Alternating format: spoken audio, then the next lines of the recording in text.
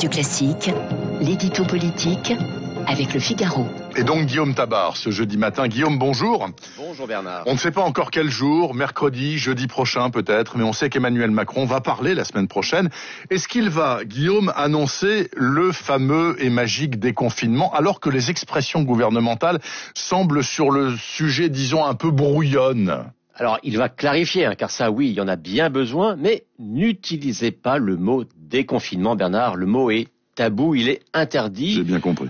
Pourquoi ? Eh bien, tout simplement parce que le gouvernement s'est rendu compte qu'en passant en mai dernier du tout confinement au tout déconfinement, on avait peut-être permis la deuxième vague dont l'ampleur a dépassé tout le monde, et en tout cas le monsieur déconfinement de l'époque, à savoir Jean Castex. Alors, cette fois, il sera question d'assouplir, d'adapter les règles, de desserrer progressivement, très progressivement les contraintes. En un mot, éviter à tout prix le stop and go brutal qui obligerait à durcir au moment de Noël, ce que tout le monde veut éviter. Mais si on est dans un processus progressif, alors pourquoi le président de la République prépare-t-il une nouvelle intervention solennelle ? Il y a d'abord une certaine logique. Le 28 octobre, il était venu à la télévision pour annoncer un reconfinement d'1 mois. Eh bien, on arrive au terme de ce mois, il est normal qu'il rende des comptes. Ensuite, vous noterez que les interventions présidentielles servent à donner le coup d'envoi d'étapes nouvelles. Et donc, même si l'assouplissement de demain ne ressemblera pas au déconfinement d'hier, cette forme de scansion périodique est nécessaire, j'allais dire, ne serait-ce que par contraste avec le maelstrom d'informations continues et souvent contradictoires auxquelles participe le reste de l'exécutif, comme on l'a encore vu avec le débat sur l'échéance de réouverture des commerces. Ouais. Et vous aurez noté que même les bonnes nouvelles, comme l'infection des courbes, s'entrechoquent avec le maintien des restrictions. En un mot, on est un peu perdu et le statut même de la parole présidentielle peut permettre, on peut l'espérer en tout cas, de retrouver un peu de clarté. Mais est-ce à dire que la parole du président Macron est plus crédible aux oreilles des Français que celle de son Premier ministre ou du ministre de la Santé ? Écoutez, elle est en tout cas plus attendue et plus entendue. Sa dernière allocution télévisée a été suivie par 33 millions de Français. On est dans un pays où tout remonte au président et on attend tout de lui. Donc oui, le même message est capté différemment selon qu'il est émis par Emmanuel Macron ou par Jean Castex. Lui seul, le président, a aussi la capacité d'arbitrer définitivement commerce, culte, vaccin. C'est ce qu'il dira qui s'appliquera. Enfin, il y a aussi un point qu'il ne faut pas négliger, c'est que le chef de l'État a regagné en popularité ces derniers temps. Et vous savez, c'est mécanique. Quand un dirigeant a une popularité basse, il peut dire ce qu'il veut, ça ne prend pas. Et Macron en a fait lui-même l'expérience pendant de longs mois. Eh bien, quand à l'inverse, son image s'améliore, sa parole aussi retrouve du crédit. Et pour que l'édition à venir soit entendue, comprise et plus encore respectée, cette autorité de la parole est vraiment une question centrale. Merci beaucoup Guillaume Tabar du Figaro du lundi au vendredi matin sur Radio Classique et donc demain vendredi aussi. À demain Guillaume, il est 8h15 exactement, c'est l'heure de notre invité politique. Radio Classique, l'invité de Guillaume Durand avec Le Figaro. Alors l'invité de Bernard Poirette en l'occurrence, mais c'est pas grave, c'est Nicolas Dupont-Aignan, le président de Debout la France. Monsieur Dupont-Aignan, bonjour. Bonjour monsieur. Merci d'être en studio avec nous.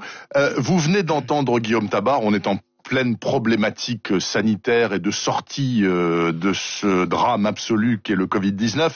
Je voudrais faire écouter aux auditeurs ce que vous disiez le 17 juillet exactement sur LCI à propos de la deuxième vague. Écoutons. Je trouve ça ahurissant, alors qu'on a déjà le retour d'expérience de ce qui n'a pas marché, qu'on ait perdu 2 mois et qu'on voit une reprise de l'épidémie alors qu'on pourrait bloquer ça.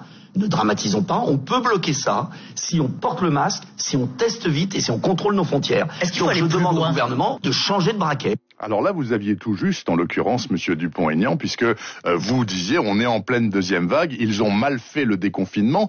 Quel est votre jugement de la façon dont sont gérées les choses aujourd'hui ? Alors, ce qui est intéressant, c'est que vous avez repris cet extrait, je vous en remercie, parce que j'ai vu ailleurs qu'on a repris un extrait du 5 août, où j'avais fait une vidéo, donc je vais être honnête avec vous, oui, où je disais l'épidémie semble terminée, mais, et on n'a pas repris cet extrait dans les médias, mais si on veut éviter la deuxième vague, il faut contrôler nos frontières, tester et soigner. C'est tout le débat sur l'hydroxychloroquine. Moi, ce que je remarque, c'est que depuis... Auquel vous étiez favorable, et je suis toujours. Vous l'êtes toujours. Toujours. Attention, je fais une parenthèse là-dessus parce qu'on en reparlera. Ce que je dis, c'est que pour moi, le débat n'est pas confinement ou déconfinement. Oui. Je ne suis pas de ceux qui sous-estiment l'épidémie. Parce qu'il y a aussi beaucoup de gens qui disent c'est une grippette, pas du tout. Non. C'est un phénomène grave. Simplement, très grave. Simplement, je pense que le confinement est le constat d'un échec. Et je remarque que les pays qui ont eu le moins de morts par million d'habitants, l'Allemagne par exemple, 150 par million d'habitants, nous 650, ont eu des confinements moins rigoureux. Ça veut dire quoi? Ça veut dire qu'ils ont eu d'autres mesures beaucoup plus rigoureuses. Et c'est le contrôle des frontières, c'est les tests massifs et suivis pour isoler les personnes, c'est la protection des personnes âgées et des plus vulnérables, par notamment des masques FFP2 que je réclame pour les maisons de retraite depuis fin janvier, et puis c'est de soigner et de réanimer, c'est-à-dire d'avoir le nombre de lits de réanimation. Il y a eu un article hier, c'est pas moi qui le dis, c'est dans Le Monde, donc pas moi un journal qui m'est favorable. Et ce journal dit ce que je ne cesse de dire depuis le mois de mars au gouvernement, c'est on n'a pas augmenté pendant l'été, on n'a pas profité de l'été pour augmenter le nombre de lits structurels de réanimation qui permettent de sauver des vies. Et ce qui est terrible dans ce que je vois, c'est qu'on résume le débat dans le pays, confinement, pas confinement, mais c'est sans fin. Oui, parce qu'il peut y avoir une troisième vague en mars. 3, 4, 5, parce que si on aura toujours 5 000 lits de réanimation. Si on ne lutte contre l'épidémie que par le confinement, plus ou moins, le pays va crever. Pas seulement les malades, le pays. Oui. Et ce que je voudrais dire... La trame économique. Mais tout. Et derrière la trame économique, parce que j'entends souvent le gouvernement et le ministre de la Santé dire « Nous, on sauve des vies, vous voulez défendre l'économie ». Mais c'est complètement débile comme raisonnement, parce que je veux sauver des vies. Et j'ai demandé des mesures très rigoureuses sur certains points. En revanche, on peut sauver des vies sans tuer le pays. Et si on tue le pays, qu'on soigne pas les cancers, retard de dépistage considérable. La troisième vague, ça sera une vague de cancer. Oui, ou alors psychologique, comme on l'avait dans les journaux. Les petits commerçants. Pourquoi je me bats pour les petits commerçants? Là aussi, je vous assure, j'ai eu des séances à l'Assemblée nationale effrayantes de simplisme, de démagogie du gouvernement. Oui, vous voulez ouvrir les petits commerçants, donc vous voulez propager la maladie. C'est complètement stupide, puisqu'en Allemagne, de l'autre côté du Rhin, tous les commerces sont ouverts. Il n'y a aucun risque à aller dans un magasin de chaussures si on n'est pas nombreux dans la boutique. Il y avait un risque en mars, où on n'avait ni gel, ni masque, ni rien. Mais aujourd'hui, mais aucun. Donc je ne comprends pas. Et je vais vous dire ce qui m'inquiète. C'est le gouvernement enferme les Français dans une sorte de division, de théorie de la peur. On ne lutte jamais contre un danger par la peur. On lutte contre un danger par une analyse rationnelle, et ensuite par des mesures plus ou moins efficaces. Je ne dis pas que j'ai la solution miracle. Non, non. Attention, je dis simplement que depuis fin janvier, j'alerte le gouvernement avec des propositions et qu'à chaque fois, on nous renvoie dans nos bulles en disant qu'on n'est pas compétent.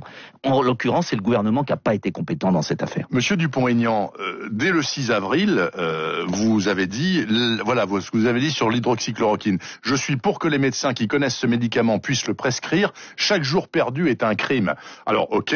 Et ensuite, il y a eu des tas d'études qui ont montré que finalement, ça marchait pas si bien que ça, voire ça marchait pas du tout. Alors, je vais être précis. Pourquoi vous dites encore oui?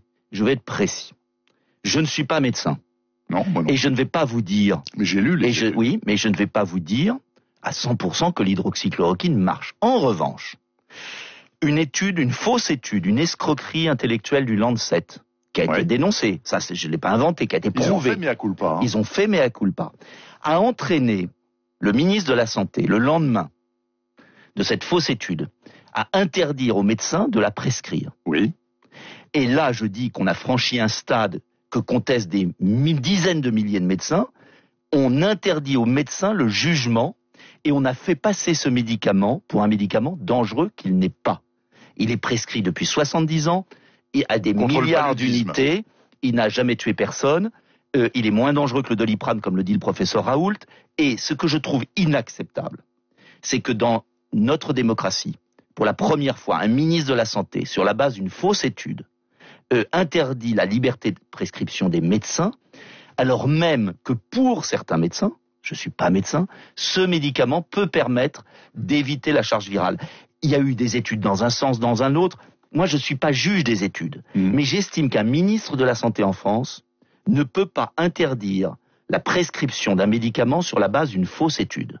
Monsieur Dupont-Aignan, avez-vous jeté un œil, voire regardé en totalité le documentaire Hold Up? Je ne l'ai pas encore vu. Vous l'avez pas vu? Je ne l'ai pas vu. Vous avez envie de le voir? Je voudrais le regarder, parce qu'on en parle tellement que je veux le regarder. On dit que c'est un truc complotiste. Hein. Moi, je l'ai regardé rapidement. Ce que je veux dire, là aussi, je comprends qu'on puisse le dire.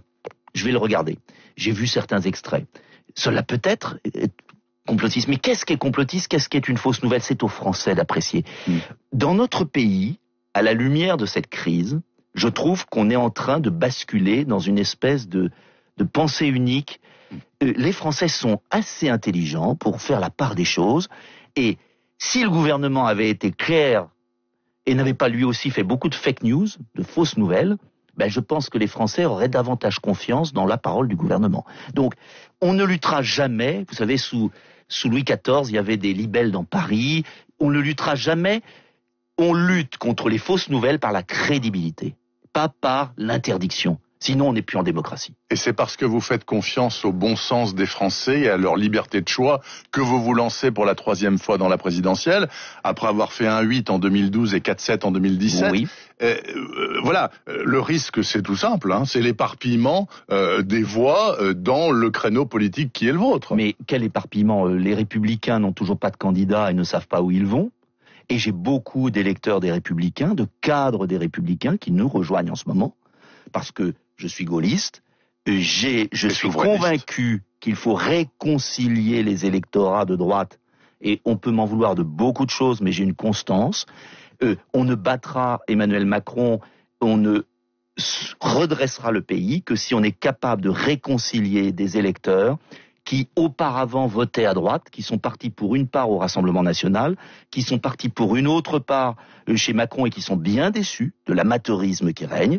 Et je suis convaincu que parlant aux deux, parce que je suis un des seuls qui a osé soutenir Marine Le Pen au 2e tour, et je l'ai fait parce que j'ai été clair face à Macron, je pense que je peux réconcilier des électeurs et faire l'union des droites qui est la seule solution pour battre Emmanuel Macron. C'est la seule solution. Donc, j'ai un projet que j'estime bon, il y a des gens qui me suivent, on y va, et je fais confiance aux Français. Merci beaucoup. Nicolas Dupont-Aignan, président de Debout la France depuis 1999, avant ça s'appelait Debout la République, et député depuis 1997. Eh oui, ça fait un bail. Je vous souhaite une bonne journée, monsieur Dupont-Aignan. Merci d'être venu à Radio Classique. La suite dans 3 minutes, puisqu'il est 8h25, la note américaine de Laurent Saïm. Laurent, c'est le fantôme de Donald Trump dans les couloirs de la Maison-Blanche. Vous allez comprendre, mais avant, je voulais aussi vous communiquer une excellente nouvelle qui vient de tomber. Les résultats d'audience médiamétrie radio pour septembre-octobre 2020, ça vient de sortir ce matin, et la matinale de Radio Classique continue de progresser, plus 17% sur une année.